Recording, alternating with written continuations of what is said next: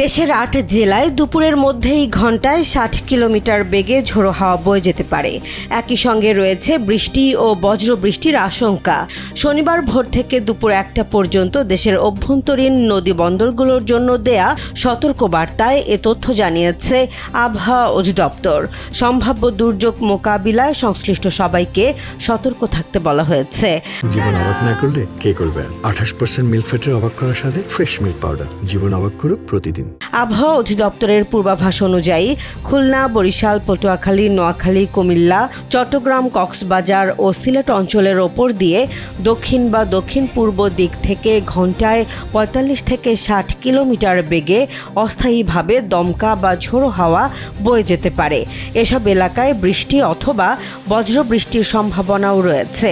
এ কারণে ওই অঞ্চলের নদীবন্দরগুলোকে ১ নম্বর নৌ হুঁশিয়ারি সংকেত দেখাতে বলা হয়েছে। নৌযান চলাচলে বাড়তি সতর্কতা অবলম্বনের পরামর্শ দেওয়া হয়েছে। আবহাওয়া বিশেষজ্ঞরা বলছেন, বর্ষা মৌসুমে বায়ুর সক্রিয়তার কারণে দেশের বিভিন্ন অঞ্চলে হঠাৎ দমকা বাতাস ও বজ্রসহ বৃষ্টির প্রবণতা দেখা দিতে পারে। তাই প্রয়োজন ছাড়া ঝুঁকিপূর্ণ নৌপথে চলাচল না করার পরামর্শ দেওয়া হচ্ছে। পরিস্থিতি বিবেচনায় স্থানীয় প্রশাসন ও সাধারণ মানুষকে সতর্ক থাকার আহ্বান জানিয়েছে আবহাওয়া অধিদপ্তর।